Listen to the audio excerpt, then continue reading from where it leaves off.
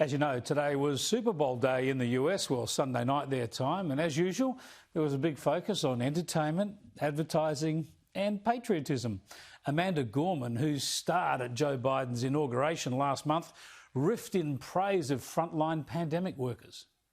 Finding the frontline heroes, risking their lives for our own. Let us walk with these warriors, charge on with these champions, and carry forth the call of our captains. We celebrate them by acting with courage and compassion, by doing what is right and just. For while we honor them today, it is they who every day honor us.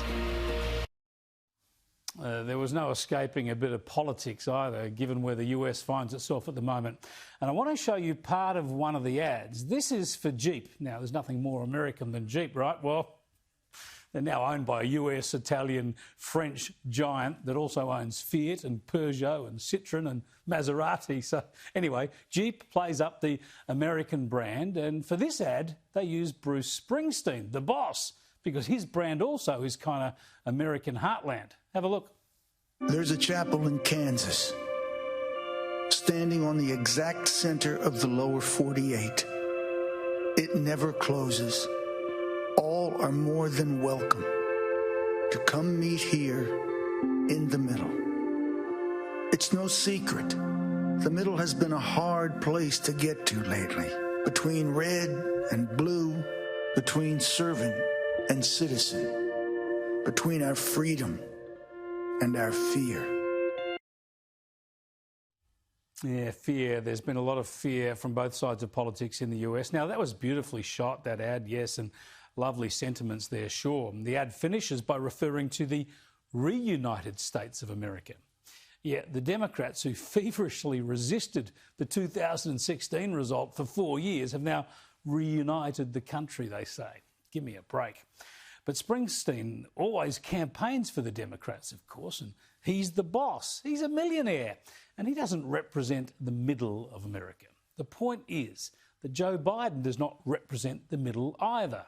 America has changed president, but it hasn't found the middle. Much of Trump's support came from the hard right fringe and from the middle.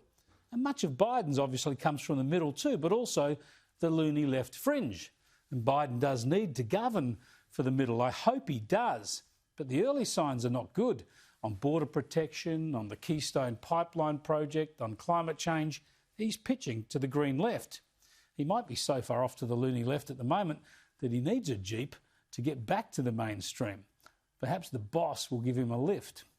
Now, the disunity in the states is about to be highlighted again this week when the Democrats rub salt into the electoral wounds through the impeachment trial of Donald Trump.